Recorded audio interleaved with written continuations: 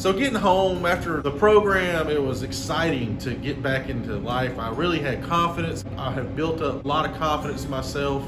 I was ready to get out there and start working, to start my life over, fresh. My brother Manny was living in Knoxville at the time. He was working for FedEx. He offered me to come move up there with him and start fresh with him. So I decided to do that. I moved to Knoxville. I moved in with Manny. There was a job opening for a pizza cook in downtown Knoxville at this place called Dazzo's Pizza on Gay Street. Right there, close to the University of Tennessee. The starting pay was $7 an hour. So I didn't like that. I was like, I don't think I want to go do that. And Manny's like, listen, Joey, go work there and start getting some kind of income coming in. You know, making a little bit's better than making nothing. I was like, all right, whatever. I'll go do it. You know, he's my brother. Wanted to make sure I listened to him. And good thing I listened to Manny. So I came in for an interview. This guy named Gavin Lawyer was from Long Island. He had opened up a place in downtown and he was hiring people. I told him I was from Georgia and he said, go sit over there. Wait for me. So I'm waiting for this interview, and about that time the guy said, hey, Georgia boy, come over here. He said, make me a pizza. So I had experience making pizzas. Nothing to this level, what he was doing. So this was the big league stepping into this. So I made a pizza and he's like, okay. When can you start?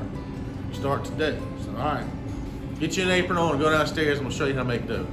Well, he came back downstairs. He's like, listen, out of 25 people that came in here and stretched dough and did this little thing, but you're the number one person, been the best person so far. So that's why I gave you the job, just so you know. Well, for the first 2 months, I never come out of the basement. I stayed down there and I prepped food every day, 7 days a week. So I was kind of upset. I was like, man, I'm making $7 an hour. I can't even go make pizza. I'm learning all about the processes. I'm learning how to make dough really well. I'm learning how to work long hours. He finally pulled me into the kitchen and started letting me make pizzas. Every day I get there first thing in the morning, 9 o'clock in the morning, and I start prepping for lunch. And man, I tell you what, in downtown Knoxville at lunch, it is crazy. So we have a line of people waiting at the door at 10:30 waiting for us to open. While I was doing all this, there was a really pretty girl that worked there. Her name was Emily. And I remember thinking, my God, this girl is beautiful. She was a college student at the University of Tennessee. She was really smart.